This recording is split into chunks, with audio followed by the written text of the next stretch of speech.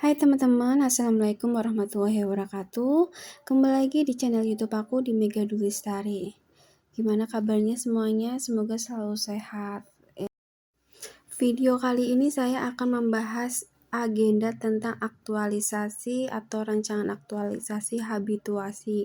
Semoga panduan-panduan ini bermanfaat buat teman-teman yang sedang melakukan kegiatan latsar atau sedang melakukan proses penyusunan aktualisasi di OPD atau instansi masing-masing.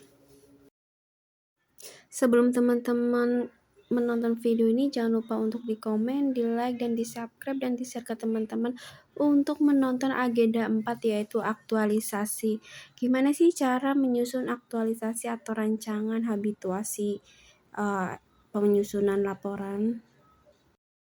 Pelatihan dasar CPNS agenda 4 yaitu habituasi atau yang biasa kita kenal sebagai aktualisasi. Posisi teman-teman dalam materi pembelajaran dasar CPNS, apakah sudah membaca dan memahami modul aktualisasi sebagai bagian dari agenda 4 yaitu habituasi? Kurikulum dan penyelenggaraan habituasi yang pertama agenda 1 sikap perilaku dan bela negara. Agenda 2 adalah nilai-nilai dasar PNS. Agenda 3 adalah kedudukan dan peran PNS dalam NKRI dan keempat adalah habituasi. Nanti akan dilanjutkan evaluasi terakhir pembentukan karakter PNS atau penguatan kompetensi teknis bidang tugas yang menghasilkan PNS profesional yang berkarakter sebagai pelayan masyarakat. Mata pelatihan yaitu fasilitator dan coach. Yang pertama, konsepsi aktualisasi atau habituasi. Kedua, penjelasan aktualisasi. Ketiga, pembimbingan rancangan aktualisasi. Evaluasi rancangan aktualisasi dan pembekalan. Dan dilanjutkan aktualisasi dan habituasi di tempat kerja. Yang keenam, pembimbingan pra-evaluasi aktualisasi dan diakhiri dengan evaluasi aktualisasi. Habituasi dibagi menjadi dua. Yang pertama, proses pembiasaan pada atau dengan sesuatu penyesuaian supaya menjadi terbiasa atau terlatih melakukan sesuatu yang bersifat intrinsik pada lingkungan kerjanya. Dilanjutkan penciptaan situasi dan kondisi, persistent life situation, tertentu untuk membiasakan diri berperilaku sehingga terbentuk karakter diri melalui proses internalisasi dan dipersonifikasi atau pengumpanan melalui intervensi tertentu. Habituasi diibaratkan saat kepala kura-kura dibelai pertama kali, ia akan menyembunyikan kepalanya di balik tempurungnya. Namun, jika dilakukan berulang-ulang, ia akan terbiasa dan tidak lagi menganggap sebagai ancaman. Tinggal di perumahan samping bandara tentu sangat mengganggu waktu tidur, namun karena kebiasaan juga, kenyamanan tidur di pinggir bandara tiada beda dengan tidur di kamar hotel bintang 5 yang kedap suara. Nih guys, konsepsi habituasi. Habituasi yaitu pembiasaan dan bersifat intrinsik. Peserta pelatihan membiasakan diri untuk berperilaku sesuai nilai sehingga terbentuk karakter diri ideal melalui proses internalisasi dan dipersonifikasi atau pengumpamaan melalui intervensi tertentu di tempat kerja. Contohnya yang terlihat skill atau knowledge. Tersembunyi konsep diri, personal atau karakteristik, physical and psikolog dan motif. Terlampir pada foto atau video ini ada konsepsi habituasi dan aktualisasi. Teman-teman bisa dibaca secara seksama, diperhatikan untuk membuat habituasi dan aktualisasinya ya guys. Pengertian aktualisasi yaitu jika teori itu adalah sama dengan praktek, ketika konsep adalah konstruksi, dan gagasan yaitu kegiatan yang dilaksanakan oleh teman-teman di instansinya masing-masing. Aktualisasi sebagai intervensi agenda habituasi atau aktualisasi bersifat ekstrinsik. Kemampuan yang harus dikuasai peserta pada pembelajaran yaitu pertama isu, jumlah kegiatan, kualitas rencana kegiatan, relevansi rencana kegiatan dengan aktualisasi dan teknik komunikasi. Yang kedua melaksanakan aktualisasi yaitu kualitas pelaksanaan kegiatan, kualitas aktualisasi dan teknik komunikasi. Tahapan pembelajaran aktualisasi digambarkan sebagai berikut yaitu konsep pembelajaran aktualisasi dengan 3 agenda. Dilanjutkan evaluasi akademik, penjelasan aktualisasi, bimbingan menyusun rancangan aktualisasi, dan seminar rancangan aktualisasi. Ini rancangan baru rancangannya guys. Dan dilanjutkan dengan off campus. Berarti teman-teman udah melakukan kegiatan-kegiatan aktualisasinya. Dilanjutkan seminar pelaksanaan aktualisasi. Ini seminar akhir yaitu penentuan latsar apakah teman-teman akan lulus atau tidak. Insya Allah kalau tidak ada kendala pastikan lulus oleh Widya Suara dengan coachnya. Dalam merancang aktualisasi, yang pertama isu apa yang saudara temukan, kedua kegiatan kreatif apa yang digagas untuk dapat memecahkan isu tersebut. Dilanjutkan bagaimana tahapan kegiatannya yang perlu dilakukan dalam menyelesaikan isu secara terukur. Terus apakah hasil kegiatan atau tahapan kegiatan benar-benar memberikan dampak terhadap penyelesaian isu. Terus apa yang akan diaktualisasikan dalam proses pelaksanaan kegiatan dalam rangka penyelesaian isu. Dilanjutkan bagaimana cara mengaktualisasikannya. Dan terakhir bagaimana membuktikan bahwa telah terjadi aktualisasi dalam pelaksanaan kegiatan tersebut. Pengertian isu yang pertama subjek penting yang didiskusikan atau diperdebatkan orang-orang di instansi. Ketika Anda berbicara tentang masalah itu, Anda mengacu pada bagian yang sangat penting untuk dipertimbangkan kemudian didiskusikan. Kemampuan menetapkan isu yang pertama environmental scanning atau peduli terhadap masalah dalam organisasi dan mampu memetakan hubungan kausalitas. Dan kedua problem solving, mampu mengembangkan dan memilih alternatif dan mampu memetakan aktor terkait dan perannya masing-masing.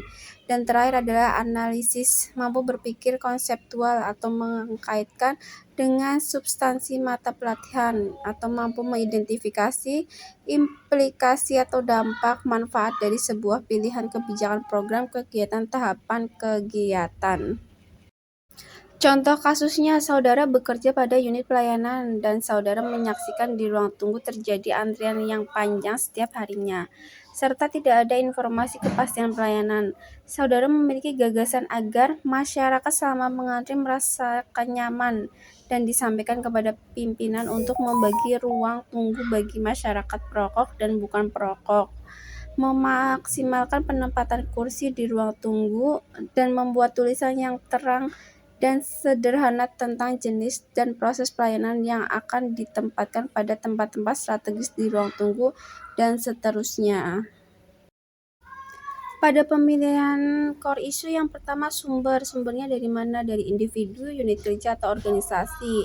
Keterkaitan mata diklat yaitu pelayanan publik, 2 wall of government, dan 3 manajemen isu. Dan inisiatifnya pemikiran konseptual dan aktivitas-aktivitas dan akan dikelola dan menjalankan inisiatif. Dan dilanjutkan teman-teman menganalisisnya seperti dampak hasil analisis, level dampak, dan ketiga keberlangsungan dampak inisiatifnya tersebut. Penilaian kualitas isu yang pertama urgensi yaitu seberapa mendesak suatu isu harus dibahas, dianalisis, dan ditindaklanjuti. Dan seriousness, seberapa serius suatu isu harus dibahas dikaitkan dengan akibat yang ditimbulkan. Atau terakhir grow, seberapa besar kemungkinan memburukkan isu tersebut jika tidak ditangani sebagaimana mestinya. Setiap isu dinilai sangat memberikan skor antara 1 sampai 5 yaitu ketika 1 sangat tidak urgent, 5 adalah sangat urgent. Rumusan isu yang pertama adalah pernyataan mengenai suatu isu yang ditulis secara singkat dan jelas, memuat fokus dan memuat lokus contoh isu, masih lambatnya penyusunan laporan evaluasi penyelenggaraan diklat pada Pusdiklat Mapim. Produk pembelajaran aktualisasi seperti yang terlampir pada modul habituasi halaman 35. Minimal 3 kegiatan setelah metrik diisi, maka selanjutnya membuat narasi atau deskripsi dari apa yang telah ditulis di metrik, selanjutnya membuat PowerPoint-nya. Konsep kegiatan yang pertama adalah gagasan atau aktivitas kreatif yang diusulkan peserta untuk mendapatkan persetujuan mentor dalam rangka memecahkan isu. Kedua, pemecahan isu dapat dilakukan dalam beberapa kegiatan yang saling mempengaruhi. Ketiga, kegiatan diurai dalam tahapan kegiatan yang terukur untuk menghasilkan output. Kegiatan merupakan media peserta untuk mengaktualisasikan nilai-nilai dasar PNS. 4. Sumber kegiatan dapat bersumber dari SKP, penugasan pimpinan, atau inisiatif dengan persetujuan mentor atau kombinasi dari ketiga sumber kegiatan tersebut. Dan terakhir, sumber-sumber kegiatan tersebut berada dalam posisi atau derajat yang sama, karena yang dinilai bukan kegiatannya tetapi pemikiran kreatif dan aktualisasi nilai-nilai dasar pada pelaksanaan kegiatan. Contoh scanning environmental yaitu peserta ditempatkan sebagai pelaksana atau subbidang evaluasi Pusdiklat Mapim dengan pekerjaan membantu pimpinan. Yang pertama, membuat surat kepada penyelenggara untuk penyusunan laporan penyelenggara. 2. Memberikan draft penilaian media suara. 3. Memberikan acuan atau standar dalam penyusunan laporan. 4. Monef penyelenggaraan pelatihan. 5. Menjadi pengawas ujian. 6. Menghadiri rapat persiapan dan evaluasi penyelenggaraan pelatihan. Dan 7. Menyajikan data alumni, dan seterusnya. Contoh scanning adalah peserta berdasarkan pengalamannya bekerja membantu pimpinan merasakan adanya hal yang bisa diperbaiki atau disempurnakan atau ditingkatkan dalam pelaksanaan tugas jabatannya, seperti isu yang ada di OPD masing-masing. Core isunya adalah masih lambatnya penyusunan laporan evaluasi atau bentuk laporan yang tidak berstandar, Monef yang bervariasi, penyajian data alumni yang responsif. Ini adalah salah satu contoh isu atau core yang ada di OPD masing-masing. Penentuan judul atau dari isu yang telah dipilih melalui analisis isu USG tiap materi dalam agenda 3. Selanjutnya ditentukan isu yang paling urgent dari semua agenda 3 melalui analisa isu USG. Setelah didapat isu yang paling urgent, ditetapkan judul dengan kalimat yang positif, contoh optimalisasi, peningkatan, mewujudkan, dan lain-lain. Berikut adalah contoh formulir pengendalian aktualisasi oleh coach atau mentor. Untuk teman-teman yang sedang melakukan aktualisasi atau merencanakan laporan aktualisasi. Aktualisasi di tempat kerja adalah melakukan pendalaman terhadap satu core isu yang dipilih atau berubah atau bertambah. 2. Dukungan konsep pokok mata diklat yang melandasi pemilihan core isu dan penetapan inisiatif pemecahan core isu yang dipilih. Selanjutnya, melakukan penerapan terhadap satu usulan-usulan inisiatif baik berupa pikiran konseptual dan atau aktivitas dalam rangka memecahkan core isu tersebut. Selanjutnya, proses dan kualitas mengelola dan menjalankan inisiatif. Selanjutnya, melakukan analisis terhadap satu dampak hasil inisiatif, 2 dampak yang terjadi baik pada level individu, unit, atau organisasi, yang terakhir menjaga keberlangsungan inisiatif yang telah dilakukan. Muatan laporan aktualisasi adalah deskripsi core isu yang terjadi dan strategi pemecahannya. Proses menerapkan inisiatif gagasan kreatif yang telah dirancang yang didukung dengan dukungan bukti-bukti pembelajaran baik berupa dokumen, notulensi, foto, rekaman, video, dan sebagainya, serta mendeskripsikan analisis terhadap dampak yang ditimbulkan. Bahan persiapan presentasi hasil aktualisasi adalah komponen utama yang harus dipresentasikan adalah pertama hasil pendalaman dan kedua adalah penerapan. Pendalaman yaitu core isu yang dipilih, kedua dukungan konsep pokok mata diklat yang melandasi pemilihan core isu dan penetapan inisiatif pemecahan core isu. Untuk penerapan usulan-usulan inisiatif baik berupa pikiran konseptual dan atau aktivitas dalam rangka memecahkan core isu. 2. Proses dan kualitas mengelola dan menjalankan inisiatif.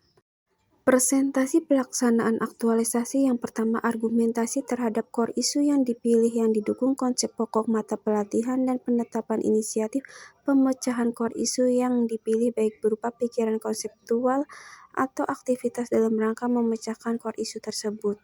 Selanjutnya, proses dan kualitas mengelola dan menjalankan inisiatif dan identifikasi dampak hasil inisiatif, level dampak individu, unit, atau organisasi, dan keberlangsungan inisiatif. Selanjutnya, kontribusi hasil kegiatan terhadap visi, misi, dan tujuan organisasi. Dan yang keempat adalah kontribusi hasil kegiatan terhadap penguatan nilai-nilai organisasi. Yang terakhir, khusus bagi CPNS golongan 3 menyampaikan hasil analisis konseptual dampak apabila nilai-nilai dasar PNS tidak diaplikasikan dalam pelaksanaan tugas dan jabatannya.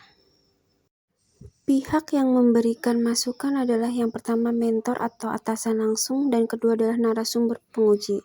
Alokasi presentasi laporan aktualisasi 25 menit. Narasumber atau penguji memberi nilai kuantitatif, mentor memberikan nilai deskripsi. Coach sebagai moderator boleh memberi masukan. Evaluasi aktualisasi yang pertama adalah rancangan aktualisasi dan yang kedua adalah pelaksanaan aktualisasi. Penilaian rancangan aktualisasi adalah yang pertama kualitas penetapan isu 5%, jumlah rencana kegiatan 3%, kualitas rencana kegiatan 5%, relevansi rencana kegiatan dengan aktualisasi 5%, dan teknik komunikasi 2%. Jumlah dari penilaian rancangan aktualisasi totalnya adalah 20%. Selanjutnya, penilaian pelaksanaan aktualisasi dengan indikator kualitas pelaksanaan kegiatan 5%, kualitas aktualisasi 20%, dan teknik komunikasi 5% dengan total keseluruhan 30%. Unsur penilaian lainnya adalah di samping penilaian tersebut, pembimbing atau coach dan mentor memberikan penilaian deskriptif mengenai kemampuan peserta pelatihan dasar calon PNS golongan 3 selama proses pembelajaran aktualisasi di tempat kerja. Penilaian deskriptif, rancangan aktualisasi, dan evaluasi aktualisasi.